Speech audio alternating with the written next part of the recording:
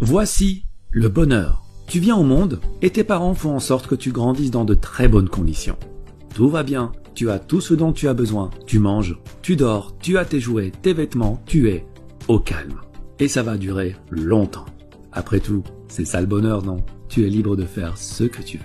Eh ben non, car tes parents, ils t'envoient à l'école. Ils sont contents, pas toi, mais tu t'y feras. Tu te lèves donc chaque jour à 6h30 pour arriver à l'heure. Tu suis les cours pendant 7 heures, on te donne des devoirs, tu étudies pour passer des examens. Et chaque semaine, tu reçois une récompense pour tes efforts, le week-end. Ce processus se répète tous les jours, toutes les semaines, tous les mois pendant 20 ans, en estimant que tu ne redoubles pas et que tu finisses à l'université. Après tout ce temps, tu as ton diplôme. Tu deviens la fierté de tes parents, de tes professeurs, de tes amis, car on t'a toujours dit qu'avoir un diplôme était synonyme de réussite. Ça y est, tu as enfin réussi. Tu peux désormais te reposer et faire tout ce dont tu as envie durant le reste de tes jours. Après tout, c'est ça le bonheur, non? Tu es libre de faire ce que tu veux. Eh ben non, pas vraiment. Maintenant, il faut trouver un travail. Ah bon, pourquoi? Ben pour gagner de l'argent. Pourquoi? Ben pour payer la maison que tu n'as pas encore, payer les factures que cette maison va te coûter et acheter la voiture de tes rêves, car après tout, c'est ce que fait une personne qui a réussi. Alors, attention, pas n'importe quel travail, hein. Ben non, t'imagines bien que t'as pas fait toutes ces années d'études pour rien. Il te faut un métier dont le prestige est à la hauteur de ton diplôme. Donc tu vas être ingénieur, avocat, médecin ou architecte, tu vas limite travailler à la fonction publique, mais alors en tant que commissaire. Bon, très bien. Tu trouves un job, tu te mets dans un bureau, on te donne ton horaire, les règles à respecter, on t'annonce ton salaire et tes avantages, on te remercie, te serre la main et c'est parti. Tu te lèves tous les jours à 6h30, tu bosses pendant 8 à 9 heures par jour, on te donne des responsabilités et tu y vas à fond car tu veux une augmentation. C'est facile, on t'a rodé à ça pendant 20 ans. Tu t'y habitues et à la fin de chaque mois, tu reçois une récompense pour tes efforts, un salaire. Salaire que tu utilises pour payer tes charges obligatoires, ta nourriture, ta voiture, les sorties qui t'aident à casser la routine que tu t'es créée et des vacances une fois par an. Et tu parviens même à mettre de côté, juste au cas où. Ah, après tout, c'est ça le bonheur, non? Tu es libre de faire ce que tu veux, une fois par an. Ah non, faut que tu te maries maintenant. Ben, pourquoi? Ben pour ne pas rester seul, enfin. Et puis t'as de l'argent de côté, maintenant tu peux fonder une famille. Il faut bien que tu aies des enfants. Des enfants. Pourquoi? Car c'est un bonheur d'avoir des enfants pour être fier d'eux. Regarde ce qu'est devenu l'enfant que tu étais et on est fier de toi. Et c'est ça le cycle de la vie. Bon, très bien. Tu trouves un ou une partenaire, tu te maries, tu fais des enfants. Mais attention, t'es pas en pause carrière. T'avais déjà 8 heures de ton temps quotidien passé au travail. Rajoute 3 à 4 heures par jour pour t'occuper des enfants et trouver des activités. Mais comme après une longue journée de travail, t'as qu'une envie, c'est de te reposer, tu compteras sur le week-end, qui à la base était une récompense, mais qui va devenir la condensation de tout le temps que tu n'as pas pu passer en famille. Ce processus se répète tous les jours, toutes les semaines, tous les mois, pendant 40 ans. Tu as 65 ans, tu es pensionné, tu t'es enfin débarrassé de ton travail. Tes enfants ont grandi, ont fait leur vie. Ta femme est toujours à tes côtés, et vous vivez l'un près de l'autre en profitant du temps qui, contrairement à vous, est éternel. Mais le stress de toute une vie t'a consumé de l'intérieur. Trop d'acharnement, trop d'inquiétude, trop d'anxiété, trop de j'ai pas le temps, trop de j'ai pas le choix. Trop tard. Trop tard. Après tout, c'est ça le bonheur, non? Tu es libre de faire ce que tu veux maintenant. Oui. Maintenant, oui. Tu vois, cette vie-là, c'est un peu comme l'âne et la carotte. L'âne avance pour manger la carotte. Mais lorsqu'il avance, la carotte avance aussi, ce qui le fait avancer davantage, repoussant toujours plus loin l'objectif de son bonheur. Ce stratagème est orchestré par celui qui le monte et dans son unique intérêt, avec, au bout tout de même, une petite récompense pour l'âne afin qu'il ne se décourage pas. Une petite analogie est nécessaire pour comprendre plus en profondeur. Dans cette situation, qu'est-ce qui fait avancer l'âne? Premièrement, le besoin.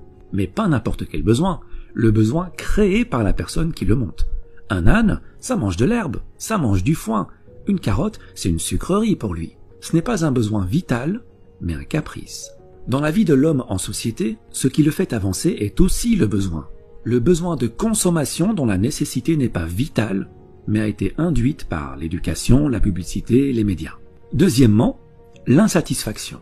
Si tu donnes une carotte à l'âne à chaque fois qu'il parcourt 10 mètres, tu peux me croire, au bout d'un moment, il en aura assez de cette carotte et il arrêtera d'avancer. Chez l'homme en société, c'est pareil.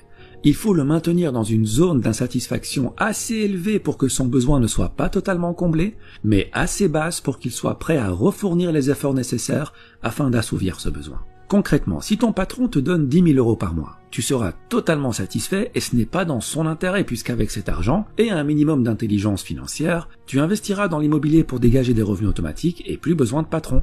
Il est perdant, tu es gagnant, ce n'est pas dans son intérêt donc il doit te payer beaucoup moins. Et s'il te donne que 800 € par mois, il se doutera bien que tu iras chez la concurrence, ce qui n'est pas dans son intérêt non plus. Donc il va s'aligner pour te donner juste de quoi subvenir à tes besoins. Et voilà, la roue tourne. On t'a promis un avenir brillant et tu te retrouves à hypothéquer ton réel bonheur pour consommer davantage. C'est comme si on t'avait volé ta vie avant même qu'elle ne commence. 80% des gens sont coincés dans ce cercle. Et je dis coincés car la plupart n'aiment pas leur vie, n'aiment pas leur quotidien. Ils le trouvent malsain, mais ils disent « Ouais mais bon, si tout le monde fait comme ça, c'est que ça fonctionne, c'est que c'est la bonne manière de faire. » Ah ben oui, si tu lis les livres que tout le monde lit, tu ne pourras que penser comme tout le monde. Écoute, c'est normal que tout le monde fasse comme ça puisque tout le monde va à la même école. Celle où clairement le bonheur et l'épanouissement personnel ne font pas partie du programme. Celle où on ne t'apprend pas à être autre chose qu'un âne qui troque sa paix et sa santé pour une carotte. Mais que veux-tu? L'homme préfère en général un monde connu et malsain plutôt qu'un monde sain mais inconnu. Bon d'accord, mais alors, que faire? Eh bien le plus important, c'est d'être satisfait. Pas forcément de ce qu'on a, mais de ce qu'on est. Et je ferai une vidéo sur l'importance de l'être par rapport à l'avoir. En gros, si tu fais partie de ces 20% de gens qui sont heureux dans leur métro, boulot, dodo et qui, pour rien au monde, ne changeraient leurs habitudes, c'est bingo, tu as compris la vie et je souhaite de tout cœur que le bonheur que tu ressens se perpétue. Par contre, si tu fais partie des 80% de personnes qui ont cette routine malsaine mais confortable alors qu'elle ne va pas dans l'intérêt de leur bonheur personnel, pose-toi la question. Qu'est-ce qui te rendrait vraiment heureux? Quitter ton job? Devenir ton propre patron? Vivre au soleil? Passer du temps en famille? Avoir une meilleure santé? Une fois que tu as trouvé ton pourquoi, une fois que tu as trouvé ce qui te rendrait plus épanoui, et j'insiste sur ton épanouissement, pas celui de tes parents, pas celui de tes professeurs, pas celui de ton patron, tu vas mettre toutes les chances de ton côté pour devenir cette personne. Car rappelle-toi que dans la vie, tu as le choix. Tu peux choisir de rester à accumuler 7 ans de ta vie devant la télé, car oui, à raison de 2h30 par jour sur 65 ans de vie, t'arrives à 7 ans. Tu peux aussi choisir de rester 15 ans à faire défiler les stories sur ton téléphone, comme tu peux choisir d'utiliser ce temps à te perfectionner dans ce que tu veux être. On dit que 50 heures de pratique dans un nouveau domaine peut déjà produire d'excellents résultats. Il faut jusqu'à 50 000 heures de pratique pour devenir un maître en la matière qui peut changer le monde. Mais en moyenne, 500 heures de pratique te permettront largement d'acquérir une nouvelle compétence, de la maîtriser et de pouvoir l'enseigner. Cela représente 13 semaines à raison de 38 heures par semaine, ce qui fait à peu près 3 mois et demi à plein temps. Si en 3 mois et demi, tu peux acquérir une nouvelle compétence et la maîtriser, combien pourrais-tu en acquérir sur 40 ans de carrière? Et des compétences, des opportunités, des champs de carottes, t'en as à la pelle. Donc voilà ce que tu vas faire. Tu vas arrêter la procrastination, car le temps passe vite et un jour arrivera où il n'y aura plus de lendemain. Tu vas sortir des rangs et marcher sur le chemin le moins fréquenté. Ton chemin, pas celui des autres. Celui qui te rend libre, celui que tu as choisi pour toi. Tu seras seul, c'est normal. Tu perdras le soutien de certains, c'est normal. Mais tu seras enfin ce que tu as toujours voulu être. Tu suivras enfin cette petite voix à l'intérieur de toi qui t'a toujours appelé en vain et que tu as enfin décidé d'écouter. Et c'est ça le bonheur. Être notre véritable nous, tout simplement. Il y a un temps de vie qui t'est donné dès la naissance. La question n'est pas combien de temps. Ça, personne ne le sait. La question est comment tu utilises ce temps. C'est ça qui va déterminer ton bonheur. Repère ce que tu veux devenir, crois en ce que tu veux devenir et agis pour le devenir. Il ne faut pas oublier que bien que le temps soit immortel, toi, tu ne l'es pas. Alors utilise-le sagement et marche sur le chemin qui te convient le mieux. Merci et à bientôt.